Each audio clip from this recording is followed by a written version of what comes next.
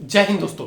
Railway में सीधी भर्ती के अंतर्गत एक नई भर्ती आ गई है जिसमें टोटल पोस्ट की बात करें तो 7,488 पोस्ट है। और इसमें अगर हम बात करें आरआरसी एनडब्ल्यूआर में तो इसमें 1791 पोस्ट है। ठीक है। और आरआरसी एनएफआर यानी कि नॉर्थ ईस्ट फ्रंटियर रेलवे इसमें 5,697 पोस्ट है। एक चीज मैं बता दूं, ये जो वैकेंसी आई है ना, इसमें अगर आप बायोलॉजी से 12वीं पास है तो आपके पास एक शानदार मौका है। ऐसे तो बहुत सारी वैकेंसी है जिसके बारे में आप लोगों को आगे डिटेल में बताएगा, लेकिन सबसे पहले 12वीं पास बायोलॉजी वालों के लिए बता दूं। अगर आप 12वीं पास है बायोलॉजी ग्रुप से, ठीक है, तो आपके लिए 3 पोस्ट। पहला तो आपका सैनिटरी इंस्पेक्टर का, ठीक है। दूसरा आपका मेडिकल लैब टेक्नोलॉजी के अंतर्गत रेडियोलॉजी के अंतर्गत, ठीक है। दूसरा मेडिकल लैब टेक्नोलॉजी के अंतर्गत आप लोगों का पैथोलॉजी के 3 वैकेंसी है, ठीक है। और ये तीनों वैकेंसी में अगर आप 12वीं फिजिक्स केमिस्ट्री बायोलॉजी से पास है तो अप्लाई कर सकते हैं। 1 साल 3 महीने का कोर्स है, आपको पर मंथ सैलरी भी मिलेगा, आपको सिखाएगा भी। और इसमें जो सर्टिफिकेट ले लेते हैं अपने स्टेट में जाकर के अगर रजिस्ट्रेशन कर देते हैं तो भैया बिना कंपटीशन वाली वैकेंसी में आप प्राथमिकता ले लोगे, ठीक है। हर एक स्टेट में वैकेंसी भी आती है जिसमें बिना कंपटीशन वाली वैकेंसी, जैसे सैनिटरी इंस्पेक्टर हो गया, आप लोगों का लैब टेक्नीशियन की पोस्ट हो गया, लैब टेक्नीशियन रेडियोलॉजी के पोस्ट हो गया, ये सभी आते रहती है। उसमें पैथोलॉजी के अंतर्गत, सॉरी, इसमें आप लोगों को पैरामेडिकल के अंतर्गत कोर्स आती है, ठीक है। तो इसमें वैकेंसी आए दिन आते रहती है और पोस्ट में ज्यादा कंपटीशन नहीं रहता, तो भैया इसमें भी आप लोगों को फायदा मिल जाएगी। ये जो वैकेंसी आई है ना 7,488 पोस्ट, ये आई है अप्रेंटिसशिप के अंतर्गत, स्किल इंडिया के अंतर्गत, ठीक है। अब देखिए एक चीज मैं बता दूं, हालांकि अप्रेंटिसशिप की वैकेंसी है, लेकिन अगर आप फिटर जैसे कुछ भी आईटीआई किए हो तो आप लोगों को भैया 20% का अलग से डिस्काउंट रेलवे ग्रुप डी में मिल जाएगा, ठीक है। आपके लिए रिजर्व रहेगा 20% नौकरी, ठीक है, जितनी भी वैकेंसी आती है उसमें। लेकिन अगर आप ये कोर्स कर लेते हो तो आपके लिए एक शानदार मौका, रेलवे में पैरामेडिकल के अंतर्गत भी कोर्स आती है, उसमें भी आप एलिजिबल हो जाओगे।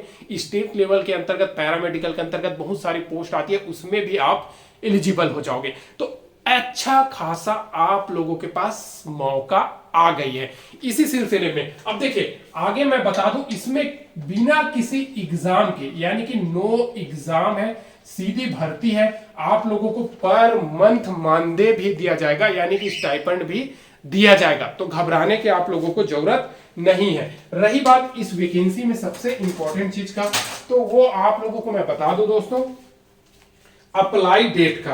तो अप्लाई भैया इसमें फॉर्म का अप्लाई जो है ना वो आप लोगों को निकल के आई है 3 दिसंबर 2024, इसका लास्ट डेट है। तो इससे पहले आप लोगों को फॉर्म फिल कर लेना है, ठीक है। ये तो हो गया 3 दिसंबर 2024 लास्ट डेट। अब आ जाता है age criteria.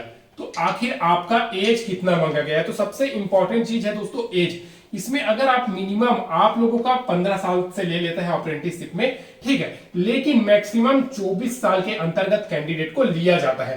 As per government के रूल के अनुसार जो SC ST होते हैं उनको 5 साल की एज में छूट मिलेगा, और जो OBC कैंडिडेट है उनको एज में 3 साल की छूट मिलने वाली है। भैया ध्यान से देख लीजिए, इससे बढ़िया मौका आप लोगों को नहीं मिलने वाला, ठीक है। इसके बाद इस भर्ती में एक चीज मैं आप लोगों को और बता दूं, जो फॉर्म भरने का फीस है ना, वो अगर आप यूआर कैटेगरी यानी कि अनरिजर्व कैटेगरी हो, EWS हो, ठीक है, या फिर OBC कैंडिडेट हो, आपको 100 रुपए फॉर्म फीस देना पड़ेगा। SC ST और SC ST हो 0 रुपए फॉर्म फीस देना पड़ेगा। तो ये सभी के सभी एक चीज ध्यान दे दीजिए, रेलवे के अंतर्गत ये जो भर्ती आई है ना इसका फायदा आप उठा लीजिए। अगर बायोलॉजी वाले कैंडिडेट है तो जरूर कर लीजिएगा, ठीक है। और बाकी इसमें योग्यता की मैं बात करूं, योग्यता तो भैया 10th में अगर आपका 50% है, ठीक है, साथ ही साथ आपने ITI किया हुआ है, तो आपके लिए ये अच्छा खासा मौका निकल करके आई है, क्योंकि ग्रुप डी में भी 20% वैकेंसी रिजर्व रहती है। अभी तो हर साल भर्ती आने वाली है, तो हर साल भर्ती आने वाली है, तो आपको अगर ये कोर्स कर लेते हैं साल भर का तो स्टाइपेंड तो मिलेगा, आपका आगे की पढ़ाई की तैयारी होगा, लेकिन आप लोग मतलब उस रिजर्व कोटा में अलग आ जाओगे, जैसे SC ST OBC हो तो अलग से फायदा तो मिलेगा, साथ ही साथ वो 20% अप्रेंटिसशिप वालों के लिए जो वैकेंसी रिजर्व होती है उसमें भी आप लोगों को फायदा मिलने वाली है। ठीक है, और बिना किसी एग्जाम के, ठीक है, नो एग्जाम है, सीधी भर्ती है दोस्तों। ठीक है, सीधी भर्ती है, आप 12वीं आप जो भी पास है उसके आधार पे आप लोगों का सिलेक्शन होने वाली है। इसमें एक चीज बता दूं, 12th PCB वालों के लिए भी पोस्ट है, 12th फिजिक्स केमिस्ट्री बायोलॉजी वालों के लिए भी। ठीक है, अब योग्यता भी बता दिया, सब कुछ मैं बता दिया। इस वैकेंसी का लास्ट डेट अप्लाई है दोस्तों, एक बार फिर से बता दे रहा हूं, 3 दिसंबर 2024। जितने भी कैंडिडेट है अगर आगे वाला साल में रेलवे में सरकारी भर्ती में अपना नाम लेना चाहते हैं, उस लिस्ट में अपना नाम लाना चाहते हैं, सरकारी भर्ती में सेवा करना चाहते हैं, तो भैया आप लोगों के पास ना अप्रेंटिसशिप करने का एक शानदार मौका आ गई है। अब एक चीज मैं बता दूं, इसमें आप लोगों का सिलेक्शन कैसे होने वाला है। देखिए, सबसे पहली बात, कुछ भी टेस्ट नहीं होने वाला है, आपको बस फॉर्म फिल कर देना है। फॉर्म फिल आप जैसे ही करोगे उसके बाद आप लोगों का एक मेरिट जारी किया जाएगा। उस मेरिट लिस्ट में अगर आपका नाम है तो आप सिलेक्टेड है। ठीक है, उसके बाद आपको डॉक्यूमेंट वेरिफिकेशन के लिए बुलाया जाएगा मेल के थ्रू वगैरह से। तो आपको क्या करना है, उस तारीख में जाकर के अपना डॉक्यूमेंट वेरिफिकेशन वगैरह करवा लेना है। फिर वो लोग ज्वाइनिंग का डेट बताएंगे, उस डेट में आपको ज्वाइनिंग कर देना है और per month time to time आपको स्टाइपेंड मिल जाएगा। ठीक है, ये तो सबसे अच्छी बात है। अगर आप ITI है ना तो फिटर से हैं या फिर इलेक्ट्रिशियन से, कारपेंटर से, वेल्डर से, ठीक है, जितने भी ट्रेड है ITI के अंतर्गत, सभी के अंतर्गत आप नोटिफिकेशन को एक बार पढ़ लीजिएगा। उसमें बहुत सारी पोस्ट है जिसके बारे में दिया हुआ है। ठीक है, 2 रीजन से आया है अभी। RRC railway recruitment cell North Western railway region के अंतर्गत 1791 पोस्ट है और railway recruitment cell North East Frontier railway के अंतर्गत 5697 पोस्ट है। तो आप देख लीजिएगा आपके घर के नजदीक कौन सा जोन पड़ रहा है, कौन सा, वहां पे अलग अलग डिवाइड है, यहाँ पे इतना पोस्ट है, यहाँ पे इतना पोस्ट है। तो आपके घर के नजदीक जो भी अगर पड़ रहा है तो हो सके तो मैं बोल रहा हूं वहां पे डाल दीजिएगा। वैसे जितने भी RRC है, ठीक है, उन सभी RRC में अप्रेंटिस के थ्रू वैकेंसी आते रहती है।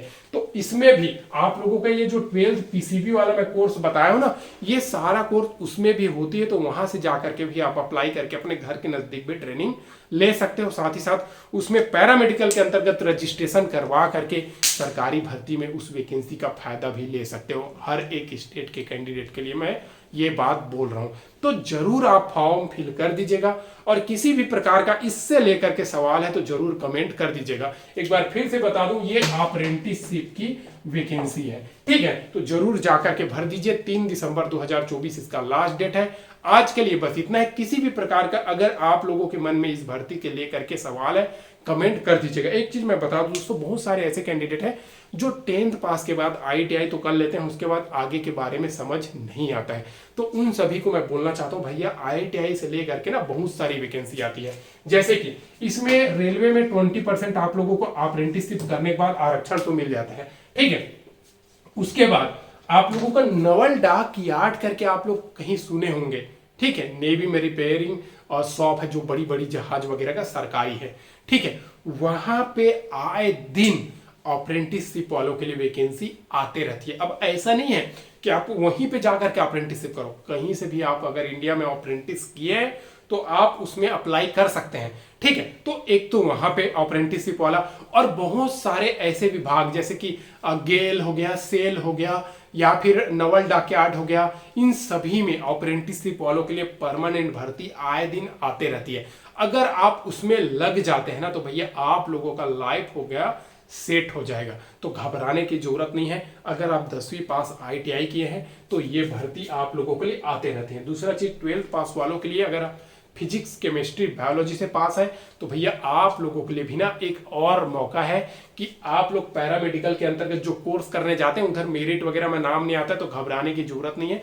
रेलवे में भी ये कोर्स होती है, सैनिटरी इंस्पेक्टर का, आपका लैब टेक्नोलॉजी के अंतर्गत रेडियोलॉजी का भी होता है, लैब टेक्नोलॉजी के अंतर्गत पैथोलॉजी के कोर्स जो होता है, ये सभी कोर्स इसके द्वारा भी कराया जाता है। 1 ईयर 3 मंथ का आप लोगों का कोर्स होता है। तो मैं तो बोल रहा हूँ जो जो पास है भैया एक बार फॉर्म फिल कर दीजिए।